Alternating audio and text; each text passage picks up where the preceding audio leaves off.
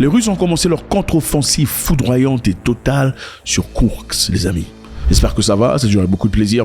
Votre première fois, cliquez sur le bouton s'abonner. YouTube vient de nous informer que la grande majorité d'entre vous suivez les vidéos gracieusement, mais malheureusement n'êtes pas abonnés. Donc cliquez sur le bouton très rapidement, ça fera beaucoup plaisir.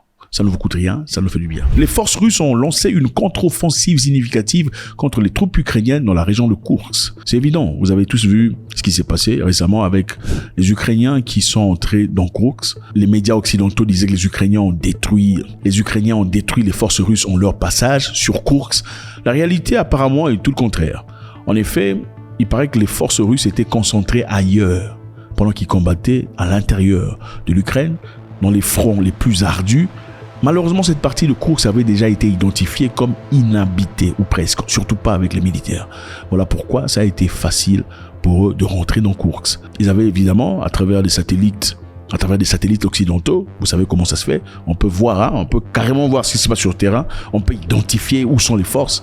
Ils ont vu qu'il n'y avait pas de force située sur Koursk, et c'est à partir de là qu'ils ont eu cette facilité de traverser. Ce n'était en tout cas pas à cause d'un combat ou d'une victoire quelconque. Ils viennent de révéler des observateurs neutres. Eux-mêmes, donc les observateurs pro-ukrainiens, ont également signalé des violents combats dans les parties de la zone occupée et une éventuelle reconquête des villages par les Russes. Ça, ce sont les Ukrainiens qui reconnaissent. Les Russes sont en train de reconquérir leur village qui était pris de force à travers Koursk. Les forces russes auraient pris plusieurs villages à l'ouest de la partie de la Russie découpée par l'Ukraine, poussant les forces ukrainiennes à l'est de la rivière de Lonkia, au sud de Slankost. Vous savez, généralement quand quelqu'un est reconnu comme une personne forte, son ego est grand, et surtout quand une personne bafoue son autorité en touchant une partie de sa famille ou quelque chose qui lui est précieux, il est généralement très important pour lui de réagir de manière brutale, pas seulement pour cette personne attaquante, mais aussi pour passer un message. Et c'est apparemment exactement ce qui se passe avec les Russes pendant cette forte contre-offensive brutale. Le ministère russe de la Défense a déclaré avoir vaincu des unités ukrainiennes dans un certain nombre de villages. Beaucoup de villages étaient, comme on l'a dit précédemment, occupés par les Ukrainiens. À peu près 88 villages étaient sous le contrôle ukrainien. Donc une grande partie. C'est vrai que Koursk ne représente pas grand-chose. Parlons de la totalité de la Russie, en termes de terrain, de surface. Koursk c'est un petit coin là. Mais le simple fait psychologique d'avoir conquis et pris en possession plusieurs villages était une grande victoire mentale et psychologique pour les militaires ukrainiens. Les Ukrainiens demandent de l'aide auprès des pays qui sont associés à l'OTAN, c'est-à-dire, puisque les attaques aériennes deviennent de plus en plus communes, ils veulent donc, dans ce cas, pouvoir avoir un soutien des pays voisins. Dans ce cas, le ministre ukrainien des Affaires étrangères, Andriy Sybiga, a exhorté mercredi les alliés de Kiev à ses frontières occidentales d'abattre les drones et les missiles russes survolant ces régions occidentales. Потрібна рішучість і щодо збиття російських ракет і дронів у небі над Україною. Чим далі зможе бити Україна, тим ближче буде справедливий.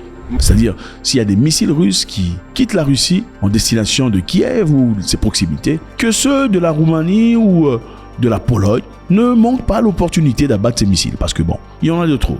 Sinon, si on était en capacité d'abattre ces missiles soi-même, est-ce qu'on demanderait de l'aide? On ne demande manifestement pas d'aide quand on n'en a pas besoin. On le fait très rarement, à moins qu'on le fasse pour des raisons manipulatrices. Mais dans ce cas, je ne pense pas que l'Ukraine soit en position de vouloir manipuler qui que ce soit à la défense d'une bombe qui va inévitablement éclater dans les secondes qui suivent. Et les Ukrainiens disent: les alliés devraient explorer la possibilité d'abattre les missiles au-dessus du territoire ukrainien. Au début, c'était si on vous tire dessus, il faut vous défendre. Maintenant, on vous demande ouvertement, si les missiles de la Russie arrivent vers notre pays, s'il vous plaît, il faut les abattre. Il faut faire tomber ça. Parce que nous, tout seuls, on ne sera pas à mesure de le faire. Malgré les armes que nous recevons, évidemment, les anti-aériens venant des États-Unis, de l'Europe, de l'Angleterre, de la France, de l'Allemagne, c'est très compliqué. Donc, s'il vous plaît, la Pologne et les autres pays, si vous voyez les missiles passer, abattez-les pour nous. Parce que tout seul, c'est manifestement pas facile, même si on a pris Koursk.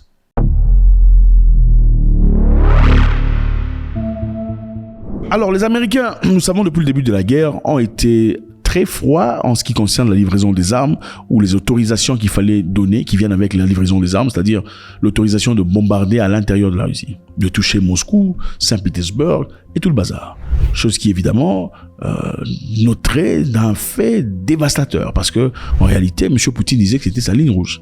À partir du moment où vous commencez à bombarder dans la Russie risque de réagir de manière très brutale, et nous le savons. Mais là, avec le temps, comme on le disait précédemment, quand vous mettez une ligne rouge, il est impératif qu'à chaque fois qu'une personne ose traverser la ligne, il faut réagir de manière brutale. Mais malheureusement, jusque-là, ou heureusement peut-être pour les civils ukrainiens qui n'en ont pas besoin, les Russes n'ont pas encore bombardé de manière tragique et dévastatrice comme promis. Maintenant là, les Américains, qui étaient douteux de donner cette autorisation de pouvoir bombarder à l'intérieur de la Russie, on vous donne des armes, bombardez les Russes en Ukraine, pas en Russie. Mais maintenant là, apparemment ça a changé.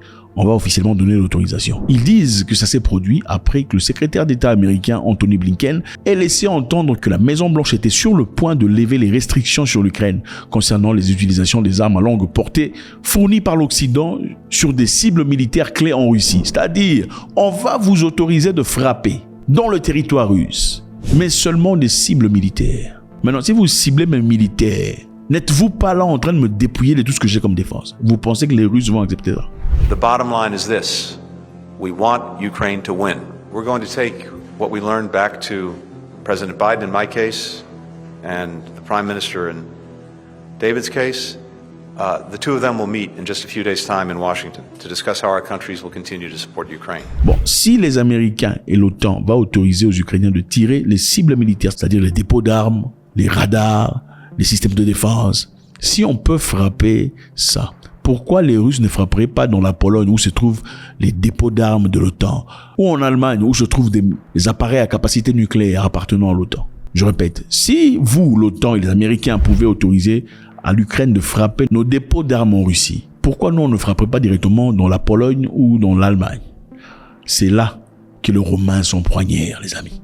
Donc, une décision aurait déjà été prise en privé. Blinken et le ministre britannique des Affaires étrangères, David Lammy, ont rencontré mercredi Volodymyr Zelensky, le président de l'Ukraine.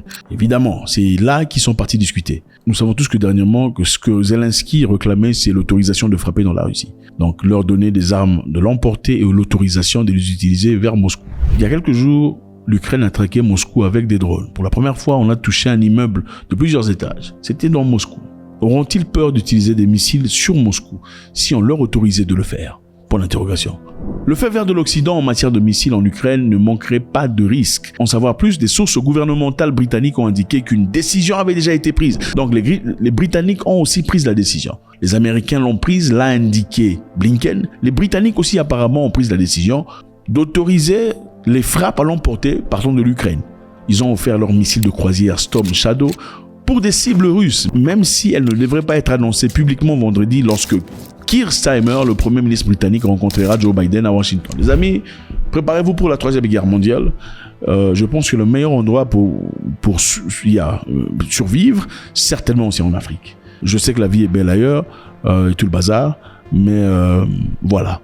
Je ne pense pas qu'à partir du moment où le dépôt russe nucléaire sera touché, Monsieur Poutine réfléchira disant non, à Paris il y a des Sénégalais et des Béninois et des Togolais, il faut les épargner. Ah non, il faut rentrer. God bless.